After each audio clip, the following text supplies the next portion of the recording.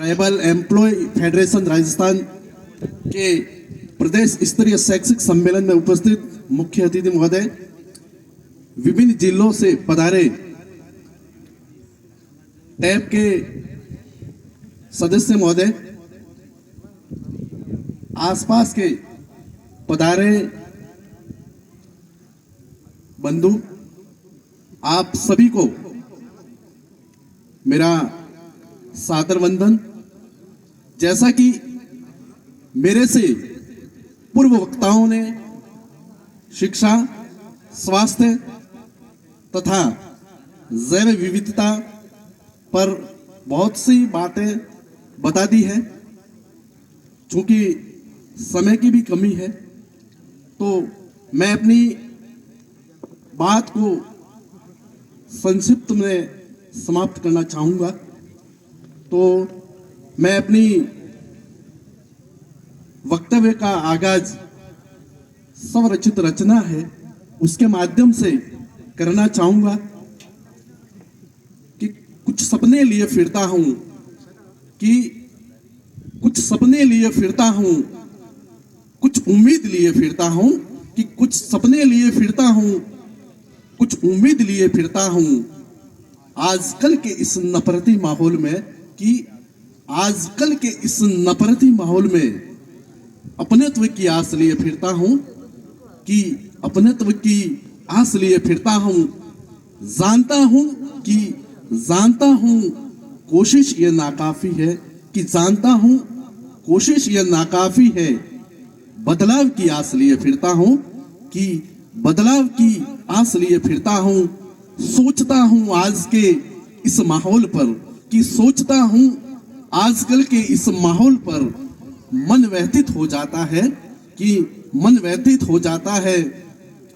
उदय होगा एक दिन यहाँ आपसी सौहार्द का सूरज, आपसी सौहार्द का सूरज। कुछ सपने लिए फिरता हूं, कुछ उम्मीद लिए फिरता हूं, कुछ सपने लिए फिरता हूं, कुछ उम्मीद लिए फिरता हूं। तो हमें एक शिक्षक होने के नाते कुछ सपने हैं, अपने सपने होने चाहिए। कि जैसे अपने विद्यालय में जो बच्चे आ रहे हैं उन बच्चों में हम अब्दुल कलाम देखें, आइंस्टीन देखें, बड़े बड़े विद्वान हैं उनको देखें। और देखने के लिए आप देखने से नहीं, उसके अकॉर्डिंग आपकी प्लानिंग होनी चाहिए, आपके पास पूरी प्रारूप होना चाहिए। उसके अकॉर्डिंग आपको काम भी करना चाहिए। उस काम को सिर्फ कागजों तक या ड्राफ्ट तक सीमित रखने की जरूरत नहीं है, उस कार्य को धरातल पर लाने की भी जरूरत है। तभी हम बच्चों में वैज्ञानिक दृष्टिकोण पैदा कर सकते हैं, उनमें देश की उन्नति के विचार पैदा कर सकते हैं। तो ये बातें हमें अपनी अध्यापन की गतिविधियों में शामिल करने पड़ेगी और उसके लिए आपको कुछ सपने देखने पड़ेंगे। अगर आप सपने नहीं देखोगे कि मेरे विद्यालय के बस जो स्टूडेंट्स हैं वो कहां तक पहुंचे, देश में उनका क्या सहयोग रहेगा, अगर आप इस प्रकार के विचार नहीं रखोगे एज ए टीचर, तो आप उन बच्चों में वो बातें शामिल नहीं कर पाओगे। तो आपको ऐसे सपने देखने चाहिए और हकीकत का रूप देने के लिए आपको ऐसे प्रयास करने पड़ेंगे।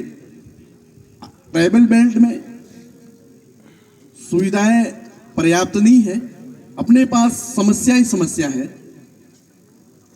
कहीं टीचर्स की कमी है, कहीं कोई रोड की कमी है, इलेक्ट्रिसिटी की कमी है। तो उनको उन बातों पे ना जाकर जो संसाधन अपने पास उपलब्ध है उन संसाधनों का भरपूर उनका उपयोग करते हुए बेहतर से बेहतर तरीके से अपने स्कूल के जो विद्यार्थी हैं उनमें एक मनोवैज्ञानिक अंधविश्वास से मुक्ति के विचार आप उनमें डालें, क्योंकि आजकल अंधविश्वास बहुत बड़ी समस्या हो गई है। तो टैब का ये प्रमुख उद्देश्य ये भी है कि अधिकतर जो आबादी है वो अंधविश्वास के उसके समस्या की जड़ में है। तो इसको भी हमें और कुछ प्रकार के सपने देखने के बाद ही हम सफल कर पाएंगे। तो मैं ज़्यादा समय न लेते हुए आप सभी ने मेरी बात को सुना, इसके लिए मैं आप सभी को खूब खूब साधुवाद धन्यवाद देता हूँ। जय हिंद, जय भारत, जय प्रकृति, जय जोहार।